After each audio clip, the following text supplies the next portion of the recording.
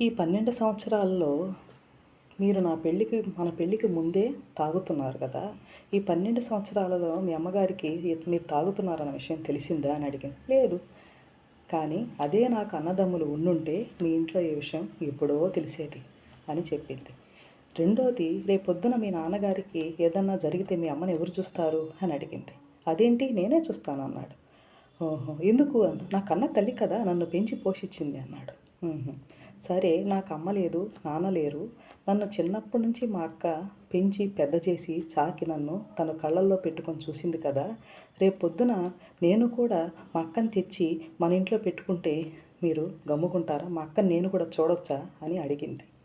అప్పుడు అతని గొంతు, అదెలా కుదురుతుంది అన్నాడు.